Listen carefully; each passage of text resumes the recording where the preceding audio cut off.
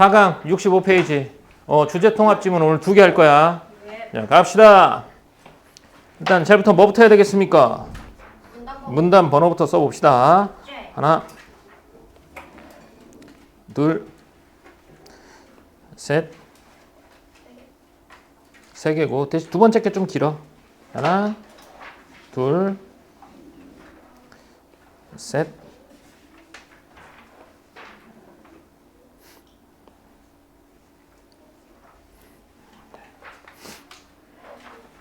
첫 번째 문단부터 가봅시다. 자, 첫 번째 문단. 첫 번째 문단에 뭐가 나온다고요? 논제나 화제나 논제, 즉 말할 거리가 나옵니다. 그럼 우리가 할 때 여기서 말하고 있는 내용이 아니라 앞으로 어떤 내용이 나올까? 여기에 초점을 맞추는 거야. 읽어볼게요. 촉각을 통해 가상 환경의 물체와 사용자를 연결하는 기계 장치를 뭐라고 합니까? 햅틱 장치라고 합니다. 햅틱 장치의 개념이죠. 개념 어떻게? 동그라미 예쁘게 해주죠. 햅틱 장치라고 하고요. 이 장치는 주로 사용자의 손을 통해 가상 물체에 관한 정보를 전달한다. 이거예요. 사용자가 햅틱 장치를 통해 가상 물체를 만지면 가상 환경 시스템은 물리적 신호에 해당하는 포스 피드백을 사용자에게 전달하고 이렇게 되지. 이건 뭐죠, 이거? 과정이나 순서죠. 네. 과정이나 순서가 나면 무조건 체크를 해주는 게 좋아.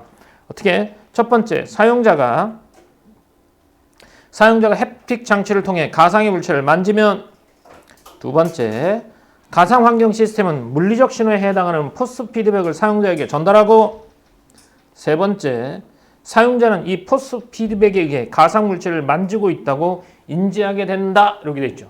자, 여기서 문제 던질게요. 이 다음에 나올 내용이 뭘까요? 포스 피드백. 그렇죠. 왜 포스 피드백이야? 여기서 이걸 읽었을 때 우리가 절대 알 수 없는 개념 중에 하나가 뭐야? 포스 피드백이야. 그러니까 이걸 얘기했다는 얘기는 이거에 대한 얘기를 해줄 거란 얘기가 되겠지. 그럼 여기서 여기에 밑줄은 어디다 할래? 번호는 안 되겠지. 그러니까 번호는 얘를 묶어주는 애가 밑줄이란 말이야. 그럼 어디가 되겠죠? 개념도 밑줄이 아니잖아. 그럼 뭐가 되겠어? 그래, 이 장치는 주로 사용자의 손을 통해 가상 물체에 관한 정보를 전달한다라고 했지. 그래서 전달하는 과정이 여기 나온 거야. 그래서 여기서 중심 문장은 햅틱 장치라고 밑줄 해놓고 이 장치는 가상의 물체를 전달한다 이렇게 돼 있어. 자, 그러면 여기서 이제 포스 피드백이 뭔지 알아야 되겠지? 그래서 이 포스 피드백에 대한 설명이 나올 거라고 우리는 짐작할 수 있어요. 자, 두 번째 문단 가봅시다.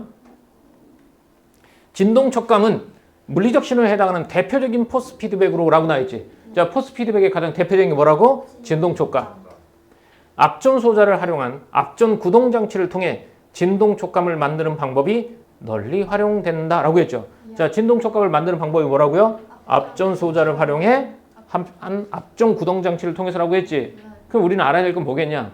앞전 소자가 뭔지, 앞전 구동 장치가 뭔지 알아야 되겠지.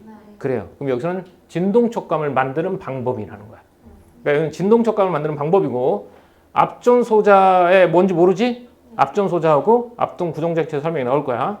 앞전 소자의 내부에는 한쪽에 양전기를 반대쪽에 음전기를 띠는 쌍극자들이 수없이 존재한다. 이건 앞전 소자의 구조가 되겠지. 그래서 선생님은 이렇게 앞전 소자의 구조가 되겠고 밑줄은 미리 그을 수도 있겠지만 선생님이 안 그어볼게요. 자, 그 다음 그러면 이제 앞전 구동 장치를 통해 진동 촉감을 만드는 방법이 나올 건 말이야. 어떻게 진동 촉감을 만드는지. 다음 앞전 소자에서 양전기를 띠는 쪽에 음극을 연결하고 음전기를 띠는 쪽에 양극을 연결한 후 뭐야 이거? 이것도 순서지. 그래서 이 순서니까 해도 번호를 매겨보자고. 자, 첫 번째 앞전 소자에서 양전기를 띠는 쪽에 음극을 연결하고 두 번째 음전기를 띠는 쪽에 양극을 연결한 후 세 번째 전압을 가하면 네 번째 쌍극자들이 음극과 양극으로 각각 끌려가 전체적으로 앞전 소자가 늘어나는 인장 현상이 일어난다. 여기까지 나눠도 돼요. 이렇게 나눠서 여기를 4하고 여기를 5 합시다. 자, 일어납니다. 이와 반대로 연결하면 여기도 이와 반대로 연결하면 번호를 다시 순서대로 매겨도 될 것 같지만 그냥 이어가도 될 것 같아요. 그래서 만약에 이와 반대로 연결하면 쌍극자들은 연결된 음극과 양극에서 각각 멀어지기 때문에 앞전 소자가 줄어드는 무슨 현상이 일어나? 수축 현상이 일어난다. 이렇게 했어요. 그럼 이렇게 연결하면 늘어났다가 또 반대로 연결하면 줄어들겠지. 그래서 인장과 인장 현상, 수축 현상이 일어납니다. 이때 앞전 소자의 인장과 수축이 빠르게 반복되면 또 가. 8번째 했으니까 여기는 몇 번째? 9번째. 빠르게 반복하면 뭐가 발생합니까? 진동이 발생하고 라고 했지. 아까 여기는 뭘 만드는 방법이었어? 진동 촉감을 만드는 방법이잖아. 이렇게 해서 뭘 만들어낸다는 거야? 진동을 만들어내는 거야. 여기까지가 과정이 끝났어요. 이때 앞전 소자의 인장과 수축 정도에 가해지는 전압이 클수록 커진다라고 했지. 앞전 소자의 인장과 수축 정도는 늘어나고 줄어드는 정도는 가해지는 전압이 클수록 커진다라고 했어요. 따라서 전압의 조절만으로 앞전 소자의 진동수와 진폭을 조절할 수 있으며 특히 인간이 쉽게 인지할 수 있는 200에서 300Hz의 진동을 만들 수 있다는 점에서 이 방법이 널리 활용되고 있다. 자, 이건 무슨 방법? 대표적인 포스 피드백인 뭘 만드는 방법? 진동 촉감을 만드는 방법이죠. 뭘 통해서? 앞전 구동 장치를 통해서. 그럼 밑줄은 어디가 되겠냐? 제목이니까 어디? 맨 위. 여기 선생님 여기 할 것 같아. 이렇게 밑줄 해주고 뒤에는 따라서 다음에 있잖아. 그래서 여긴 뭐 특징이니까 이렇게 해서 다시 2개로 해도 될 것 같아요. 크게 봐. 여기 안 해도 돼. 안 해도 돼. 여기는 크게 보면 무슨 장치? 앞전 구동 장치로 뭘 만드는 방법? 진동 촉감을 만드는 방법. 이렇게. 그러면 끝났잖아, 실은. 네. 여기서 위에서 뭐라고 했는데 진동 촉감과 관련된 여기 끝나버렸지. 그지? 네. 그럼 그 다음 뭐가 나올까? 그 다음에 또 새로운 내용이 나오겠죠? 그래서 출발이 뭘로 시작해요? 한편 이렇게 시작해요. 한편이란 얘기는 여기까지는 뭘 만드는 방법? 진동 촉감을 만드는 방법 끝났어. 한편 또 뭔가 다른 걸 만들겠지. 그래서 한편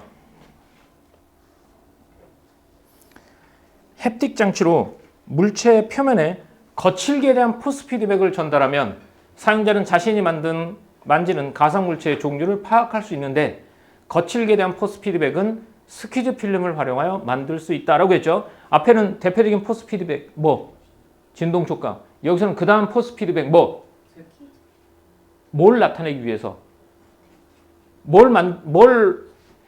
어떤 피드백을 만들기 위해서 포스 피드백을 만들기 위해서 스퀴즈 필름을 활용하는 거야? 거칠기. 그래서 거칠기에 대한 포스 피드백이고 여기서는 진동 촉감. 저기는 드르르 여기는 드드드드 건치. 그렇죠? 그럼 여기서는 뭐가 나오겠어? 밑줄은 아까 앞에 거 해줬으니까 여기서도 편하게 해줄 수 있겠지. 어디?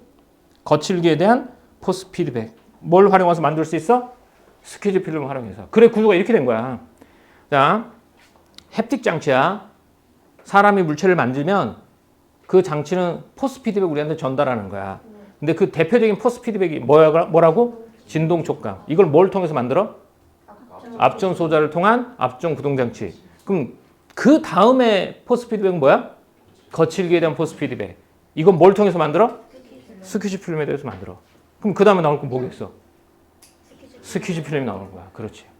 스퀴즈 필름이 여기서 나올 거야. 자, 초음파 진동수로 진동하는 물체의 표면에 손가락을 가까이 가져가면 이라고 했지. 여기서부터 출발이잖아. 손가락을 가져가면 그 뒤로 어떤 일이 줄줄이 일어나겠지. 그렇지. 과정이니까 뭘 매겨줘야 되겠어? 번호를 매겨주는 게 좋다. 그래서 초음파 진동수로 진동하는 물체의 표면에 손가락을 가까이 가져가면 두 번째, 진동 표면과 손가락 사이에 공기압이 주변의 공기압보다 높아져서 세 번째, 접촉면 사이에 압축된 얇은 공기층이 형성되어 네 번째, 진동 표면의 마찰 계수가 감소하며 다섯 번째, 마찰력이 작아진다라는 거야. 마찰력이 작아지는 거야. 그지? 자, 이때 진동 표면과 손가락 사이에 형성된 공기층을 뭐라고 한다? 스퀴즈 필름이라고 한다. 스퀴즈 필름 개념이죠? 스퀴즈 필름에 작용하는 공기 유체의 힘을 뭐라고 한다? 스피드 힘이라고 한다. 이렇게 됐어요. 자, 다시 한번 가볼까? 초음파 진동수로 진동하는 물체의 표면에 손가락을 가까이 가져가죠. 그러면 진동 표면과 손가락 사이의 공기압이 주변의 공기압보다 높아지지? 그래서 접촉면 사이에 압축된 얇은 공기층이 형성되지? 이 얇은 공기층을 뭐라고 부른다고? 스퀴즈 필름이라고 부른다는 거야. 이 스퀴즈 필름의 힘을 뭐라고 부르고? 스퀴즈 힘이라고 부르고. 됐죠? 다음. 진동 표면과 손가락 사이의 거리를 뭐라고 할 때? H라고 할 때 동그라미 쳐놓을게요. 스퀴즈 필름은 진동 표면에 진동 진폭이 1마이크로미터 이상이고 손가락 접촉면의 반지름이 H보다 클 때 형성된다라고 했지. 뭐가 형성되는 거지? 스키즈 필름이 형성되는 거지. 어떨 때? 조건이 몇 가지 있어? 두 가지 있어요. 진동 진폭이 몇일 때? 1마이크로미터 이상이고 또 두 번째 손가락의 접촉면의 반지름이 뭐보다 클 때? H보다 클 때 형성된다. 또한 진동 진폭이나 손가락 접촉면의 반지름을 H로 나눈 값이 클수록 뭐가 커진다? 스퀴짐이 커지는데 스퀴짐이 클수록 마찰 계수는 어떤다? 작아진다. 이렇게. 근데 여기에 정보량이 많잖아. 그럼 이걸 다 체크하다 보면 이 글이 어떻게 되겠니? 되게 지저분해지지. 그래서 여기서는 지금 말하고 있는 이 글 전체 핵심어는 뭐야? 거칠기에 대한 포스 피드백. 뭘 통해서? 스퀴즈 필름이야. 그럼 스퀴즈 필름과 관련된 건 여기 다 있다는 거야. 그래서 이거 정보량이 너무 많으면 어떻게 하냐? 아, 그냥 스퀴즈 필름 여기 있다고 생각하자. 그리고 넘어가자. 이렇게 가도 돼요. 좀 더 읽어볼게요. 스퀴즈임이 클수록 마찰 계수는 작아진다. 인간은 마찰 계수가 큰 물체를 만질 때 거친 촉감을, 작은 물체를 만질 때 부드러운 촉감을 느끼며 마찰 계수가 일정하지 않을 때 울퉁불퉁한 느낌을 받는다. 따라서 제목. 사용자가 가상 물질을 만들 때 가상 환경 시스템이 햅틱 장치의 초음파 진동을 제어하면 사용자는 물체 표면에 뭘 할 수 있다? 거칠기를 할 수 있어서 종류를 파악할 수 있다라고 했지. 첫 번째 위에 이 문장이 뭐라고 했어요? 거칠기를 파악할 수 있다고 했잖아. 뭘 통해서? 스퀴즈 필름 통해서. 그래서 이걸 스퀴즈 필름 뭐에 따라 달라져? 초음파 진동 장치에 따라 달라진다고 나와 있지. 그래서 이렇게 파악할 수 있다. 이렇게 된 거야. 그래서 사람들이 과학이나 기술집을 읽을 때 어려우면 어려울수록 어떻게 해? 더 시선을 띄고 더 단순하게 만들어버려. 여기서는 햅틱 장치야. 햅틱 장치는 가상의 물체를 만지는 촉감을 우리한테 느끼게 해주는 거야.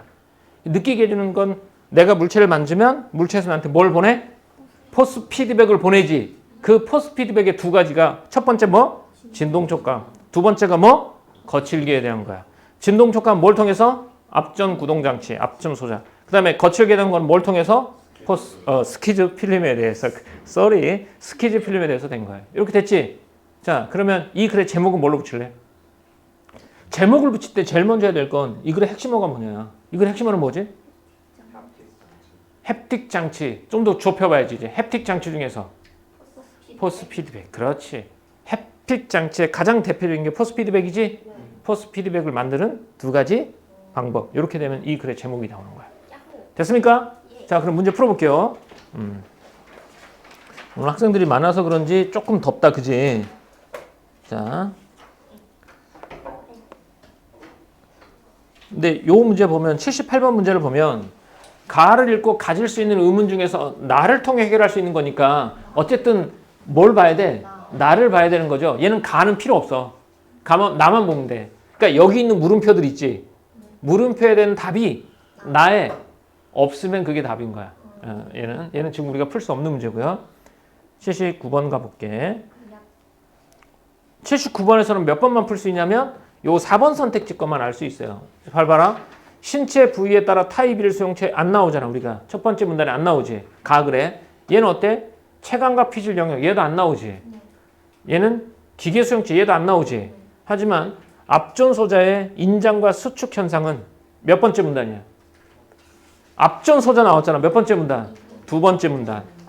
내부의 쌍극자들이 이동하기 때문에 나타난다. 봐야 되겠지. 자, 인장과 수축 현상. 인장 현상은 쌍극자들이 이동하기 때문에 인장 현상이 나타나는 거 맞나요?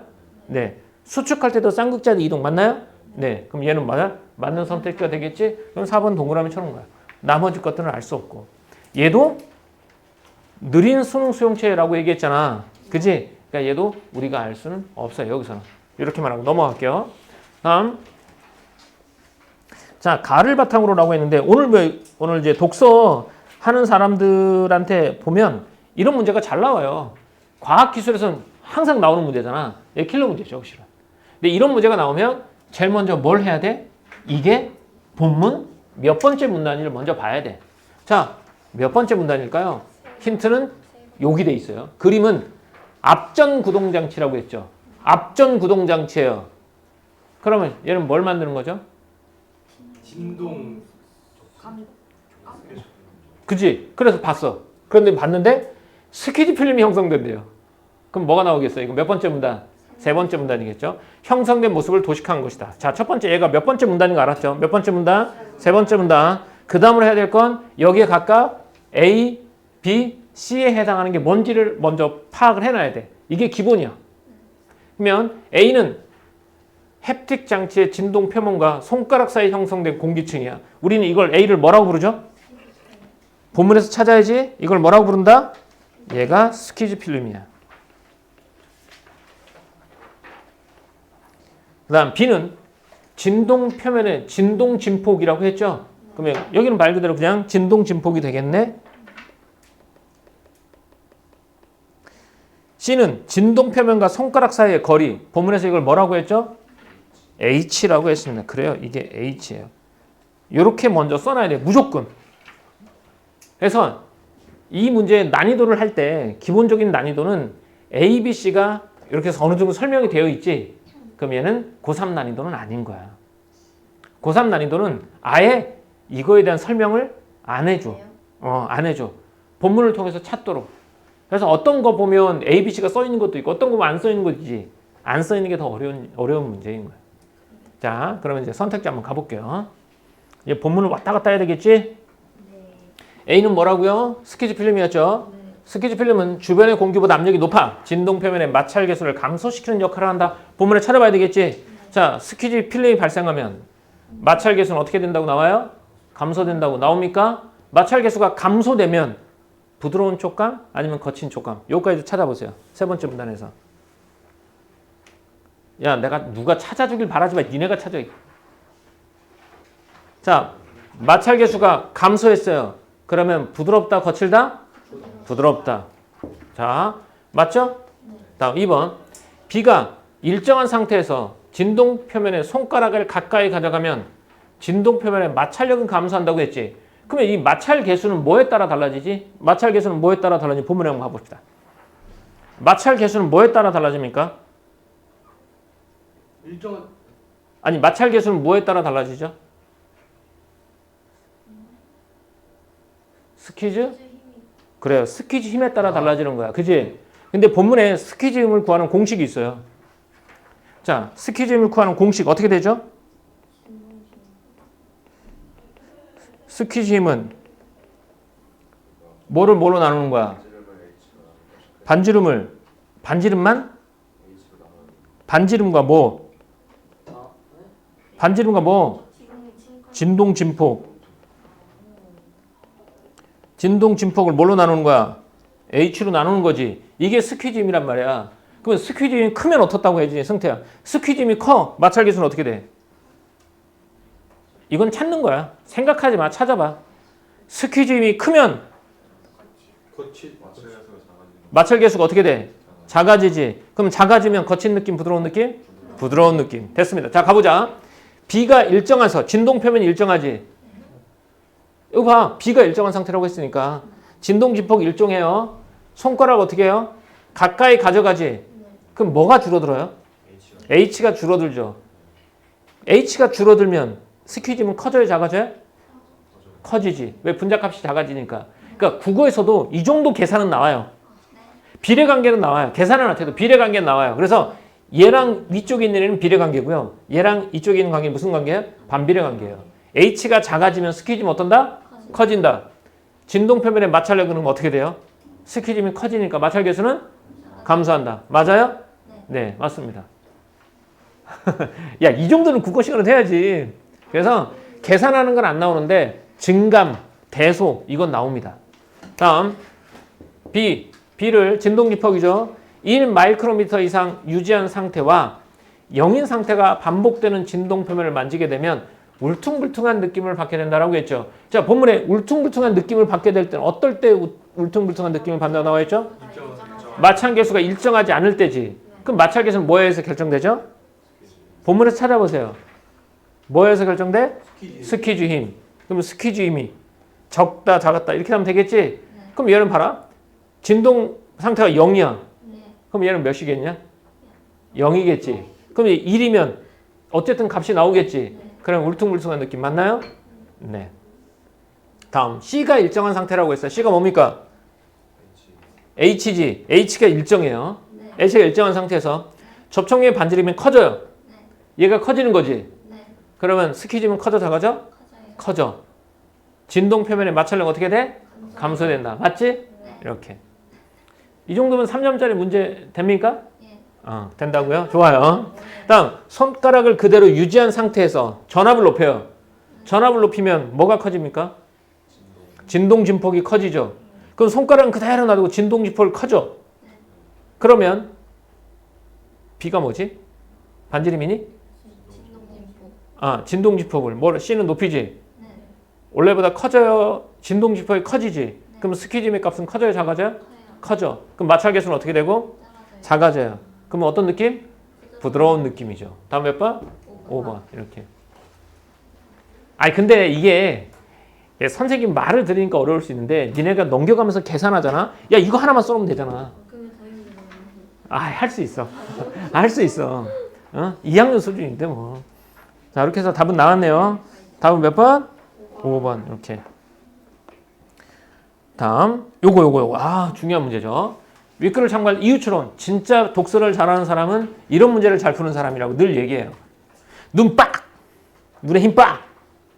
자, 윗글을 참고할 때 기억의 이유로 가장 적절한 건 했지. 야, 이유라고 했잖아. 적절한 거잖아. 이건 뭐라고요? 이거 서술형이야.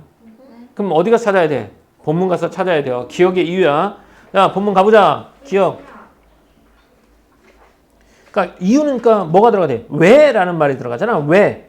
왜? 왜요? 그러게요. 자, 따라서 사용자가 물체를 만질 때 가상환경 시스템이 햅틱 장치의 초음파 진동을 제어하잖아.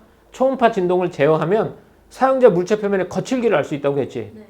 그러면 제어한다는 얘기 초음파 장치의 진동을 제어하잖아. 그럼 뭐가 달라져? 진동 진폭이 달라지지. 그럼 진동 진폭이 달라지면 네. 뭐가 달라지죠?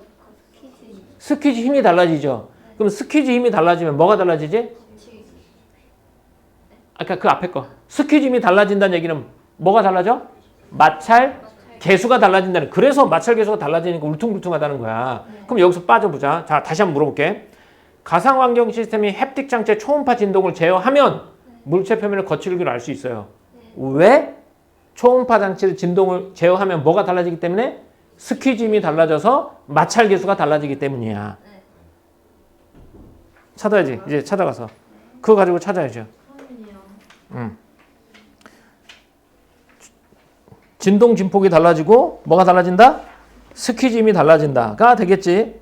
그럼 답이 한 번에 나와야 되는데. 답 나왔나요? 안 나왔나요? 나 빨리 확실하게 얘기해.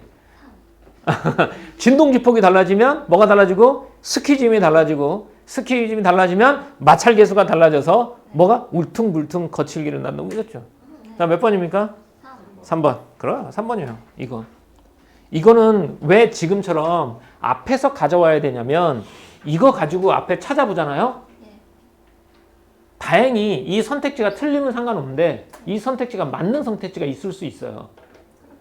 그러면 문제가 어떻게 되냐? 이 문제는 이유추론 문제인데 선택지도 먼저 가면 이거의 옳고 그름만 따져요. 그래서 그건 내용일치 문제로 변질이 돼요. 물어보는 건 이유추론인데 내가 찾는 건 사실적 사고 내용일치인 거야. 자, 1번 가봐. 스퀴즈 필름이 발생하면서 스퀴즈 힘의 크기가 증가하여 햅틱 장치 마찰력이 없어지기 때문에 라고 했잖아. 그러면 사람들이 뭐라고 생각하냐면 마찰력이 없어진다고? 없어지는 건 아니지 않나? 좀 줄어들지 않나? 이거야. 근데 만약에 여기가 마찰력이 줄어들기 때문이라고 하면 얘는 맞나? 애매하다는 거야. 그래서 이건 사실적 사고야. 사실적 사고로 풀어버리면 답이 안 나와. 그래서 본문에서 그 일을 명확하게 가져오고 머릿속에 뚜렷한 생각을 집어넣고 그 다음에 답을 찾는 거야. 얘는. 자, 됐죠? 다음 81번 됐고 나머지는 다 나를 읽어놔야 되나요? 여기 나고 여기 기억인가? A는 한번 볼 수 있을 것 같아요. 자, 문맥상 A, E와 바꿔쓰기에 가장 적절한 것 했습니다.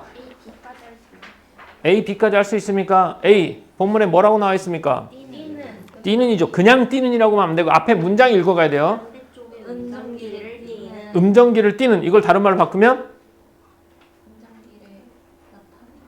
자, 이게 조성하는 건 뭐죠? 만들다라는 의미죠? 맞아, 틀려요. 맞는 것 같아요. 음정기를 띄는 거라고요. 음정기를 만드는 건 달라요. 아니요. 그렇죠, 그렇죠, 그렇죠. 얘는 틀렸어요. 다음 B는 뭐지? 아니 끌려간대요. 자, 끌려간다라고 했죠. 유발하고는 다르죠? 네. 발생시키는 거니까. 그러니까 얘는 둘 다 틀렸네. 얘를 알 수가 없어. 자, 그러면 뭘 봐야 되겠어? 다시 나글을 봐야 되겠죠. 나글. 이 나글이 좀 더 길잖아.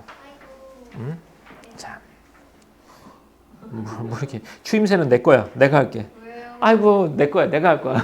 자, 햅틱이라는 단어는 촉각의 만지는 이라는 뜻을 지닌 말로 인간의 촉각과 관련된 일련의 지각 과정과 가상 환경에서의 가상 촉감을 만들어내는 기술을 연구하는 분야를 뭐라고 한다? 햅틱스라고 한다라고 했어요. 그래서 여기는 햅틱스라고 하고요. 이건 햅틱은 이런 뜻입니다. 네. 아, 그래요? 자, 강의를 듣는 모든 학생들한테 얘기하죠. 상민이 잔다! 자, 잠깐만. 햅틱스에서는 현실과 가까운 가상의 촉감을 만들 수 있는 햅틱 장치를 개발하기 노력하고 있죠. 네. 그러니까 진짜 물건을 만지는 그 느낌을 그대로 느끼게 하려고 가상의 촉감을 만들 수 있는 현실과 가까운 노력하고 있는데 이를 위해서는 뭘 알아야 돼요? 인간의 촉각 인지 과정을 파악하는 것이 중요하다! 이 말이라는 거지. 그러면 이 다음에 나오려면 뭐겠어요? 뭐가 나올 거라는 거야? 인간 촉각 인지 과정. 그래요. 인간의 촉각 인지 과정이 나올 거야. 그럼 이 글은 중심 하자는 뭐라고? 인간의 촉각 인지 과정입니다. 이렇게. 그래서 굳이 안 해도 되지만 이게 이 글의 핵심이라는 거야. 그럼 인간의 촉각 인지 과정이야. 보통 글을 길게 늘리는 방법 중에 하나가 그러니까 글을 길게 늘리면서 학생들한테 혼란을 주는 거야. 그래서 글에 대해서 잘 이해하고 있는 아이와 글을 잘 이해하지 못하는 사람의 격차를 만들어주는 거야. 그래서 두 가지 영역을 섞는 거야. 특히 여기서는 과학과 기술을 섞었어요. 자, 첫 번째 기술은 햅틱 장치죠. 햅틱 장치에 대한 설명을 해줄게. 근데 이걸 알려면 뭘 알아야 돼? 인지 과정을 알아야 돼. 얘는 뭘로 넘어가는 거야? 자연스럽게 과학으로 넘어가지? 그래서 과학으로 넘어가면 얘가 우리는 이게 글의 핵심 뭐가? 이 인간의 촉각 인지 과정인가? 이렇게 막 생각하고 있는 거야. 그러다 갑자기 뒤에 뭐가 나와? 햅틱 장치를 만드는 게 뒤에 나올 수도 있지. 그러면 그 내용이 나면 갑자기 이게 왜 튀어나와? 당황할 수 있단 말이야. 하지만 우리는 알고 있잖아. 아, 가상의 촉감을 만들 수 있는 햅틱 장치를 개발하기 위해서 노력하고 있는데 그러려면 먼저 이걸 알아야 돼. 이거 알았어? 그러면 이렇게 노력하고 있으니까 뒤에 나올 수도 있다는 거야. 그래서 첫 번째 문단에서 방향성을 잘 잡아야 됩니다. 자, 두 번째 문단 가자. 외부의 특정 자극이 피부에 닿으면 이것도 뭐야? 닿으면 같이 과정이죠. 닿으면 과정입니다. 그럼 번호를 매겨줄 수 있어요. 1. 닿으면 피부에 있는 수용체가 활성화되어 전기적 신호가 발생하고 이 신호가 촉감을 담당하는 뇌의 체감각 피질로 전달되어 4. 인간은 외부 자극을 자각하게 된다. 이거야. 이거 다 끝난 거 아니냐? 촉각의 인지 과정이라며. 촉각 인지 과정. 인지 과정 나왔는데 4개로. 그렇지? 좀 더 가볼게요. 이때 수용체에서 발생하는 수용체가 어디 있는 거지? 피부에 있는 거죠. 수용체가 발생하는 전기적 신호는 수용체가 활성화된 전기적 신호가 발생한다고 했지? 전기적 신호는 자극이 강해질수록 커지며 체감각 피질은 어디 있는 거야? 뇌에 있지? 뇌 체감각 피질에서 넓은 영역을 차지하는 신체의 피부일수록 자극에 민감하게 반응하는데 인간의 손은 체감각 피질의 영역이 다른 신체 부위보다 넓기 때문에 손에 가해지는 자극에 민감하게 반응하다라고 했죠. 그래요. 그럼 여기서는 자극은 어떨 때 민감하다고요? 밑줄 해줄게요. 여기 해주면 될 것 같아. 여기까지만 하자. 이렇게. 자, 어떨 때면 자극이 세진다고? 아니, 전기 신호가 세진다고? 일단 자극이 세거나 두 번째, 체감각 피질 아니고 체감각 피질에서 담당하는 영역이 넓을 때라는 거죠. 어디가 제일 넓다는 거야? 그래서 손. 그래서 손이 되게 민감한 거야. 그렇죠? 다음, 이렇게 됐어요. 이거는 어쨌든 인간의 촉각 인지 과정이 나타냈어요. 다음, 두 번째 문단. 기계 수용체는 수용체가 어디 있다고?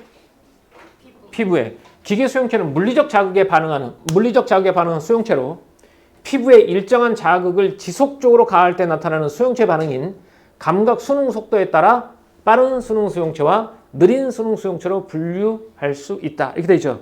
좀 마음이 좀 편해지죠. 이 다음에 나올 내용은 뭡니까? 빠른 순응 수용체와 느린 순응 수용체가 나올 거라는 거야. 그러면 좀 나누겠죠? 어디가 나와? 그럼 여기는 감각 순응 속도에 따라서 두 개를 분류할 수 있고, 그럼 빠른 순응 수용체 나오겠고, 그 다음 뭐가 나오겠니? 이와 달리 느린 순응 수용체가 나오겠죠? 이렇게. 그러면 체크할 게 정해지잖아. 그럼 좀 더 쉽지. 자, 가봅시다. 빠른 순응 수용체에서는 자극이 가해지거나 사라지는 때만 전기적 신호가 발생한대요. 이제 안경 선생님이 이제 예전에 눈이 갑자기 좀 안 좋아질 때가 있었어. 그래서 안경을 꼈어요. 내가 안경을 꼈는지 알아 몰라? 몰라. 세수할 때 어떻게 해요? 세수할 때 그냥 안경채 세수해요. 내가 왜 안경을 쓰고 있는지 내가 느껴 못 느껴? 못 느껴. 못 느껴. 못 느껴. 못 느껴. 안경 어떨 때만 느껴요?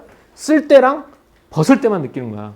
그리고 내가 안경을 늘렸잖아. 선생님, 안경 쓰고 있는 거 느껴지는데 아니 가만히 있으면 안 느껴지고 내가 움직일 때 느껴지는 거야. 이게 뭐야? 빠른 순응 수용체죠. 자극의 세기가 변하지 않으면 정지적 신호가 발생하지 않아요. 이와 달리 느린 순응 수용체는 자극이 가해지는 동안에는 지속적으로 정지적 신호가 발생합니다. 이렇게 됐죠. 그래서 이 두 개 분류 끝났죠? 또한 기계 수용체는 감각 수용장의 넓이에 따라 지름이 2에서 8mm인 타입 1 수용체와 지름이 10에서 1000mm인 타입 2 수용체로 나뉠 수 있다. 여기 있죠. 여기는 뭐에 따라서? 감각 순응 속도에 따라서 두 개. 여기서는 뭐에 따라서? 수용장의 넓이에 따라서 몇 개? 두 개. 여기 밑줄 해줄게요. 근데 감각 수용장이라는 말이 뭔지 알아요? 이거 수용장이 넓이잖아. 이건 수영이고 얘는 수용이잖아. 그렇죠. 모를 수 있죠. 그래서 설명을 해주는 것이 아이 진짜 그렇게밖에 말 못해? 수용장의 넓이를 모르잖아. 감각 수용장이 뭔지 모르면 설명해 주는 것이 인지상정이죠. 그래서 설명해 줍니다. 감각 수용장이란 수용체가 자극을 받아들일 수 있는 영역으로 오라고 했죠. 수용체 어디 있다고? 피부. 그래. 뇌에 수용체가 있어요? 자, 뇌를 한번 건드려 볼까요, 우리가? 자, 수용체가 받아들일 수 있는 영역이야. 그러니까 수용체 하나가, 여기 수많은 수용체들이 있겠지? 그 수용체 하나가 받아들일 수 있는 영역이야. 수용체의 지름이 클수록, 자, 타입 1이야, 타입 2야. 타입이 클수록 하나의 수용체가 담당하는 영역은 어떻게 돼? 넓어지지만 지각의 정확도는 어떻게 된다? 떨어진다. 타입 1 수용체가 많을수록 얘는 타입 1 수용체는 범위가 좁지? 그러면 약한 자극에도 어떻게? 민감하게 반응하겠죠. 다른 기계 수용체와 달리 타입 1 수용체는 손가락 끝에 집중되어 있고 손목에서 팔 방향으로 올라갈수록 점진적으로 수가 줄어든다. 피부 전체에서 타입 1 수용체는 타입 2 수용체보다 그 수가 많다. 이렇게 돼 있지. 그럼 얘는 따로따로 나눠서 설명을 했잖아. 근데 여기는 따로따로 나눠서 설명 안 했어. 그냥 타입 1과 타입 2가 있다고 했는데 안 해줄 수는 없을 것 같으니까 그냥 하나만 해주자 이렇게. 됐죠? 그럼 여기는 뭐의 종류?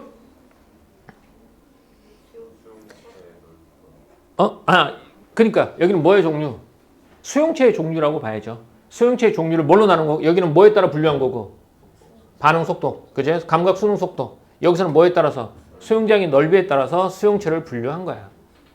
자, 그 다음 또 한편, 우리 한편이란 말 되게 싫어요. 한편이 나오기 시작하면 글을 한도 끝도 없이 늘릴 수 있어. 이거 설명하고 한편. 이렇게. 한편. 다음. 우리가 손으로 물체를 만질 때, 피부를 만질 때 물리적으로 자극을 받기 때문에, 피부는 물리적으로 자극을 받기 때문에 물체와 접촉하는 모든 종류의 기계 수용체가 반응한대. 딱 되면 여기에 있는 모든 기계 수용체가 반응해요. 자극의 종류에 따라 결정적인 역할을 하는 기계 수용체가 어떻게 된다? 달라진다. 여기는 뭐에 따라서? 자극의 종류에 따라 결정적 역할을 하는 뭐가 달라진다? 기계 수용체가 달라진다. 이거겠죠? 밑줄. 예를 들어 손으로 물체를 서서히 문지르는 경우 물체의 형태에 따라 거칠기가 달라지고 이는 손의 미세한 압력 변화를 일으켜 기계 수용체 활성화 정도에 영향을 주기 때문에 인간은 물체의 종류를 파악할 수 있는데 이때에는 뭐가? 느린 수능 타입 1 수용체가 높은 민감도를 보인다라고 했지. 이게 뭐에 따라서? 자극의 종류에 따라서지. 이렇게만 해도 되는데 이렇게만 해. 또한 내 맘이야. 아 그래? 그래. 나도 뭐라 한 줄 알고. 오늘 집에서 딸내미한테 하도 욕을 많이 먹어가지고. 왜요? 그냥 뭐라 해 걔는. 그럴 수 있죠. 화풀이 대상이야. 있죠. 그럴 수 있어? 내가 진짜 한번 일러 오늘? 그럴 야, 만나면 우리 딸 만나면 혼 좀 내줘. 오늘 어디 갔어? 오늘 교복 맞추러 갔단 말이야. 오호. 어호. 촬영 창현고 교복을 맞추러 갔는데 우리 후배다. 그래서 선이 이렇게 걸어가고 있었는데 네. 딸내미가 팔짱을 끼려고 하는 거야 여기다가. 그래서 내가 이렇게 꽉 힘을 줬지. 꽉 힘을 줬지. 그랬더니 계속 와서 막 팔을 집어넣는 거야. 그래서 계속 힘을 줬어. 그랬더니 막 뭐라 하더라. 그래서 이제 어쨌든 이제 힘을 빼서 이제 팔짱을 꼈다 이렇게. 그래서 팔짱을 껴주고 갔어. 그래서 그 다음에 갔다가 그래서 내가 이렇게 어깨 동무를 했어. 야, 잘 좀 지내 그랬더니 이러는 거야. 아니 그거 확 달라요 그거 애기한테는. 아니 그래서 뭐가 다른지 모르겠. 내가 야 했지 막 뭐라 하는 거야. 그래서 막 짜증이 났어. 그래서 같이 밥 먹으면서 애들 엄마한테 일렀지. 얘는 좀 이상한 애라고. 달라붙질 말던가. 내가 달라붙으면 거부하지 말던가. 얘는 정체가 뭔지 모르겠다. 그랬더니 한마디 하더라고. 쟤는 반대다. 갖가지 달라붙으면 더 달라붙으면 떨어지고 거부하면 달라붙는다는 거야. 그래서 그 다음부터 팔짱을 끼잖아? 그럼 머리를 이렇게 갖다 대면 아우 이렇게 도망가는 거야. 그래서 내가 이제 딸을 다루는 방법을 알았어. 얘가 나한테 좀 달라붙기를 원해. 그러면 까칠하게 그래. 떨어져. 그럼 와서 달라붙어. 그럼 어떻게? 떨어지더라고. 그래 알았죠. 그래서 아직은 내가 여자를 잘 몰라. 배워가고 있는 중이야. 네. 자 갑시다. 자 기계 수용체에 따라 민감하게 반응하는 주파수 영역이 다른데 느린 수능 타입 1 수용체인데 제목은 이미 나왔죠 밑줄은. 네. 뭐에 따라? 기계 수용체에 따라 민감하게 반응하는 주파수 영역이 다르다고 했지. 그럼 여기는 그냥 여기 밑줄이에요. 그리고 나서 그러면 어떤 게 민감한지 나오겠죠. 니는 동그라미 쳐. 첫 번째가 느린 수능 타입 1 수용체는 1Hz 이하의 저주파 영역에서 민감하게 반응하고요. 반면 빠른 수능 타입 1 수용체와 빠른 수능 타입 2 수용체는 각각 뭐와 30에서 40, 그 다음에 200에서 300Hz 영역의 자극에 민감하게 반응하고요. 또 여기서 빠른 수능 타입 2 수용체는 기계 수용체 중에서 역치가 가장 낮아 해당 영역 주파수의 미세한 자극 변화를 감지하는 역할을 한다라고 했죠. 근데 여기서 알아야 될 말이 역치라는 말을 알면 좋겠지. 근데 역치에 대한 별표가 있어 없어? 없지. 있잖아. 우리가 모르는 건 알려주는 것이 인지상정인데 얘는 안 알려주고 있어. 그럼 이 글이 나쁜 게 아니라 이 글이 정상적인 교과 과정을 마친 학생이라면 누구나 알 수 있는 단어라고 생각하는 거야. 이 역치라는 말을. 그러니까 역치라는 말을 알아야 된다는 말이야. 필수 단어. 그렇지. 필수어이지. 그럼 만약에 내가 역치라는 단어를 몰라? 내가 혹시 정상적인 교과 과정을 거치진 않았나? 생각해 볼 필요가 있겠지. 자, 승태야. 역치가 뭐냐? 역으로 친다? 뭘 역으로 쳐? 역치가 뭐죠? 이걸 바꾼다? 이게 봐봐. 역치가 가장 낮아서 해당 영역 주파수의 미세한 자극 변화를 감지할 수 있다고 했는데 선생님도 오리지널 문과 출신이잖아. 그냥 문맥상으로 알 수 있잖아. 역치가 뭐라고요? 자극 변화를 감지하는 감지할 수 있는 최소 수치. 선생님 말 비슷해? 그래. 그러니까 저건 이제 배운 사람. 우리 같이 이제 국어 문과 출신들은 문맥상. 즉 자극을 느낄 수 있는 최소 수치를 역치라 그래요. 그러면 자극이 0부터 100까지 있어. 역치가 높다는 얘기는 자극을 100을 쳐야지 내가 때렸어? 이렇게 되는 거고 역치가 1이라면 살짝 스쳤는데 이렇게 잘라보는 거야. 그러니까 역치가 낮다는 얘기는 아주 작은 자극에도 뭐 할 수 있다는 거야. 느낄 수 있다 이런 얘기죠. 어때요? 역시 우리 문과 이과 학생들 선생님 비슷하게 설명했나요? 아, 문맥상으로 파악할 수 있다니까. 뭐? 어허. 선생님 공부 쉬는 거 같아요. 어? 문맥상으로 딱 알고 이제 다. 야, 선생님 그런 말 별로 안 좋아해. 알겠습니다. 선생님은 이런 거 칭찬하는 거 좋아해. 아, 그건 좀? 왜 그래? 그래? 내 스타일이 아니라서. 자, 그만. 알려줘서 고마워. 죄송합니다. 자, 그만. 여기서는 햅틱의 개념과 햅틱스의 개념 설명했죠? 예. 자, 보세요. 햅틱스는 현실과 가까운 가상의 촉감을 만들 수 있는 햅틱 장치를 개발하는 거야. 그지? 근데 이를 위해서는 뭘 알아야 돼? 인간의 촉각 인지 과정을 알아야 돼요. 그래서 촉각 인지 과정 여기 쫙 나왔죠? 네. 그죠? 이때는 이제 전기 신호 자극이 강해지거나 아니면 체감각 피질에서 넓은 영역을 차지하는 심체 피부일수록 자극에 민감하고요. 네. 그다음 수용체의 종류에는 감각 수능 속도에 따라서 빠른 수능 수용체, 느린 수능 수용체가 있고요. 그죠? 또 수용장의 넓이에 따라서 타입 1, 타입 2가 있어요. 그다음 자극의 종류에 따라 결정적인 역할을 하는 기계 수용체의 종류가 달라지죠? 나와 있고요. 여기는 민감하게 반응한 주파수 영역이 다르다라고 했죠. 그래서 각각 느린 타입 1, 그다음에 빠른 수능 타입 1, 빠른 수능 타입 2 요거에 대한 설명을 해준 거야. 됐죠? 네. 여기는 그러면 결국 이 글에 제목을 붙이려면 여기는 뭐에다 붙일 수 있겠냐? 인간의 촉감이. 그렇죠. 촉각 인지 과정과. 근데 거기만 하면 첫 번째 문제 끝났어. 과정과 뭐 수용체의 역할, 뭐 수용체의 기능, 뭐 이런 것들로 설명할 수 있겠죠? 오케이. 각각 수용체 뭐 특징 이래도 되고요. 자, 그럼 문제 가자. 자, 이거 선생님이 아까 가는 중요하지 않다 그랬어요. 나를 통해 해결할 수 있는 내용으로 적절하지 않은 것. 가보자. 가상 환경 사용자는 왜 200에서 300Hz의 진동을 쉽게 인지할 수 있을까요? 왜 200에서 300Hz에 쉽게 인지할 수 있을까요? 어디서 찾아야 돼, 이 답을? 나에서 찾아야 된다는 거야. 나. 몇 번째 문단에 나와 있습니까? 200에서 300. 다섯 번째요? 네. 다섯 번째? 네. 오. 되게 빠르게 치네. 오, 그래요. 이게 뭔데? 빠른 수능 타입 2지. 근데 얘가 뭐가 가장 낮아? 역치가 가장 낮죠? 네. 근데 거기서 찾았구나. 야, 거기서 찾아도 되지만 딴 데서 찾을 수도 있죠. 하나 더 찾아보세요. 딴 데서. 2번. 2번 아니 2번이 아니죠. 두 번째. 그죠? 두 번째 문단. 읽어보세요. 거기 뭐라고 나와요? 두 번째 문단이 있다면서요. 아, 찍은 거야? 이거 어떻게 찍었어? 와. 아니. 아니야? 두 번째 문단에 나와 있는 것 같긴 하던데. 아니 이제 봤어요. 여기 보이는데. 민감하게 하는 거. 아니네. 다섯 번째 문단밖에 없구나. 자, 다섯 번째 문단. 오케이. 좋습니다. 요건 어디 찾았어? 다섯 번째 문단에서 찾았죠. 햅틱 장치에서 진동 촉감이 물리적 포스 피드백을 대표하는 이유는 무엇인가? 나와 있어요? 남문단 통해서 알 수 있어요? 있어 없어? 대표한 이유는 있어요. 어디 있어? 아 없어요. 왜 없어? 다음 몇 번? 2번에 나오지 않습니다. 다른 거, 그러니까 요거는 이럴 때는 이제 세모치고 넘어갈 거잖아. 3번 가보자. 사용자가 포스 피드백에 의해 물체를 만지고 있다고 인지하게 되는 과정. 물체를 인지하고 있다, 느끼는 인지 과정이잖아. 몇 번째 문단? 첫 번째 문단. 첫 번째, 만지면, 그쵸? 나와야죠, 거기서. 첫 번째 문단.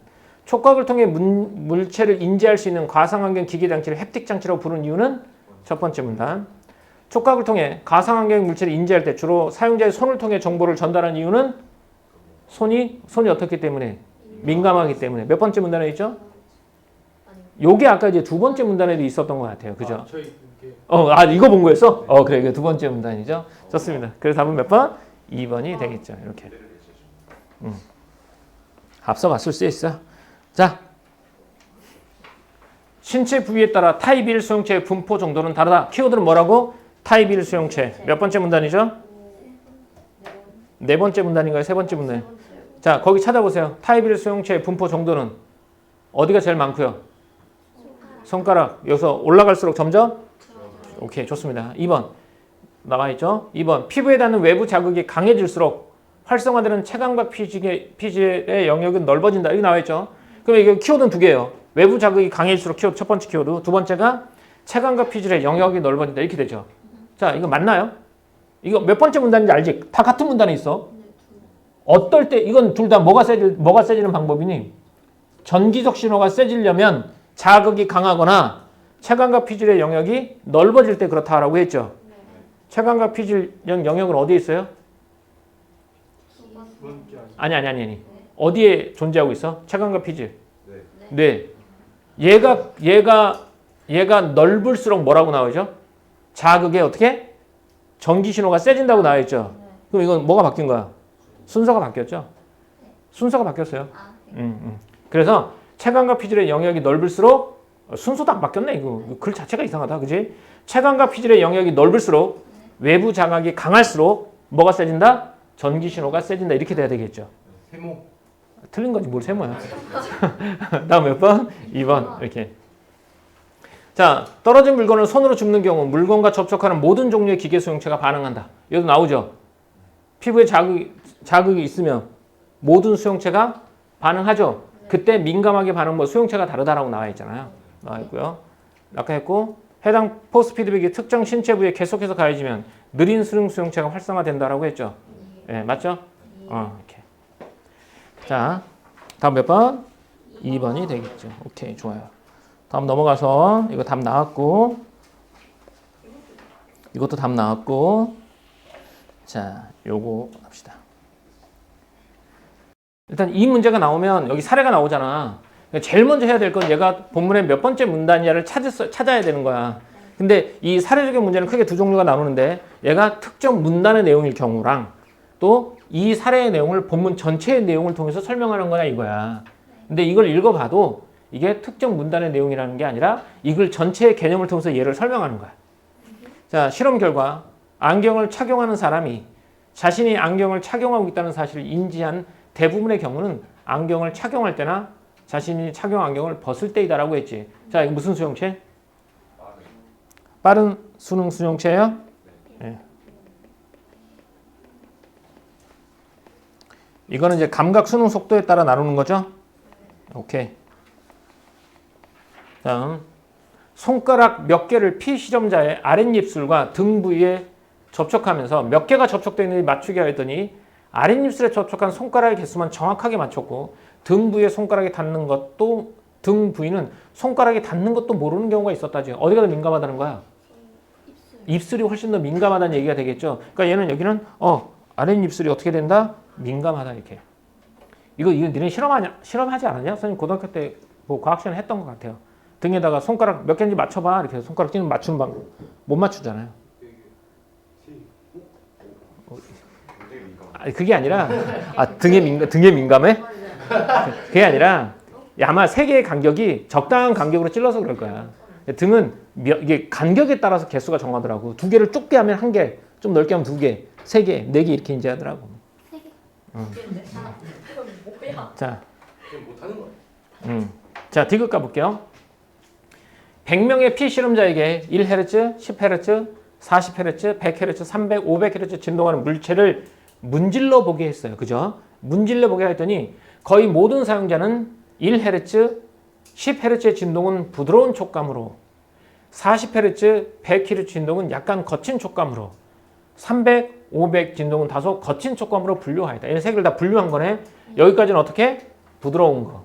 40에서 100은 약간 거친 거. 여기는 거친 거. 다소 거친 촉감으로 분류했대.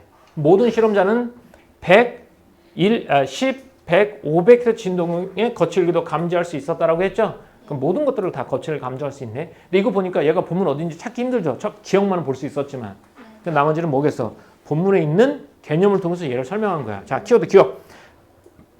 빠른 수능 수용체. 찾아보세요. 전기적선을 발생한다. 맞죠?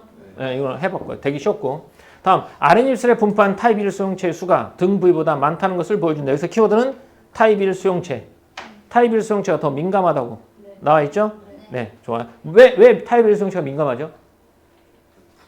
찾아봐야죠. 왜 너 민감해? 뭐에 따라 나눈 거야? 타입 1과 타입 2는? 감각 수용장의 넓이. 타입 1은 감각 수용장의 넓이가 좁기 때문에 더 민감하다고 나와 있죠. 그러니까 답은 자꾸 머릿속에서 끄집어내려고 하지 마. 머릿속에서 끄집어내면 시간만 많이 가. 다음, 디귿. 디귿이 이거죠?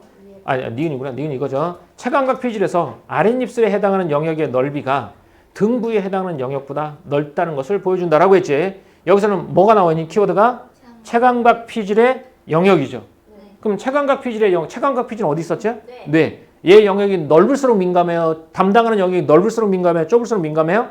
생각하지 말고 찾으라고. 체감각 피질 몇 번째 문단이죠? 두 번째 문단. 네. 넓을수록 좁을수록 넓을수록 민감하죠. 그럼 어디가 더 넓겠어요? 아랫입술이 더 넓다라는 것을 보여준다. 맞죠? 그쵸. 네, 좋아요. 다음 디귿. 요거 나옵니다. 물체의 부드러운 촉감과 거친 촉감의 구별은 감각 수용장의 넓이에 따라 결정된다는 것을 보여준다. 자, 감각 수용장의 넓이에 따라서 뭐와 뭐로 나누죠? 감각 수용장, 아니 너 왜 자꾸 날 쳐다봐. 보면 봐. 타입 1과 타입 2지. 네. 그럼 타입 1과 타입 2에 따라서 네. 물체의 부드러운 촉감과 거친 촉감을 구별합니까? 모르겠어요. 모르겠어요. 그럼 타입 1과 2를 통해서 구분할 수 있는 건 뭐였죠? 더 민감하냐, 덜 민감하냐의 차이죠. 네. 일단 얘는 어떻게? 승태 어떻게 해? 아니 뭐 틀렸어? 아니 그냥 틀렸어요. 틀렸어? 아니 틀렸어요. 틀렸어요. 네, 세모. 다음 가볼게요. 디귿. 얘 가볼게요. 기계 수용체가 민감하게 반응하는 주파수 범위 이외에 진동 자극도 감지할 수 있다는 것을 보여준다라고 했죠. 여기 뭐냐? 기계 수용체가 민감하게 반응하는 주파수가 있다 그랬지. 네. 자, 보면 넘어가 봐요. 제일 먼저 뭐가 나오죠? 느린 수능 수용체인가요? 빠른. 빠른 수능 수용체? 예. 몇 헤르츠? 30에서 아니 그 앞에 있잖아 그러면. 1헤르츠는 어디야 거기는? 느린 수능 수용체 아니야? 맞아요. 내가 제일 먼저 느린 수능 수했잖아. 그럼 걔는 몇 헤르츠 이하? 1헤르츠 이하지. 네. 그럼 얘는 느린이야. 그 다음 빠른 수능 몇에서도 몇? 30, 40. 30에서 40이니까 얘는 빠른 1이냐? 1. 그 다음 또 그 다음 뭐래요? 200, 300은 빠른 2가 되죠? 이렇게. 그럼 민감하게 반응하는 거는 얘랑 얘랑 얘잖아. 근데 수용체가 민감하게 반응한 주파수 범위 이외의 진동 뭐가 되겠어? 10, 100, 500이지. 진동 자극도 감지할 수 있다. 맞습니까? 예. 맞죠? 네. 다음 몇 번? 4번. 이렇게 해서 봤습니다. 마지막 83. 거기에다가 근데 이게 얘들아 이 문제 풀 때는 여기 있는 말을 거기다 바꿔 넣어놓으면 되는 거잖아. 근데 애들이 착각하는 게 뭐냐면 가까운, 유사한 이렇게만 집어넣고 그냥 넘어가는 거야. 그게 아니라 얘를 집어넣고 문장을 앞에서부터 읽어봐야죠. 그럼요. 그렇게 해봐야 돼요. 자, 그러면 가까운 대신에 유사한 집어넣으면 말이 됩니까? 네. 다음 몇 번? 3번. 이렇게. 자, 다시 요거 잠깐만 하고 갈게. 여기서 이제 가까운 애다가 뭘 집어넣어 버린다고? 유사한 하잖아. 유사한을 집어넣고 앞에서부터 햅틱스에서는 현실과 유사한 가상의 촉감 이렇게 봐야 된다는 거야. 그러니까 거기 가르쳐놓고 여기만 보지 말고 그러면 헷갈려. 그러니까 집어넣고 앞에서부터 이렇게 보라. 됐죠? 오케이. 이렇게 해서 4강 첫 번째 지문 끝났습니다. 쉬었다가 두 번째 해봅시다.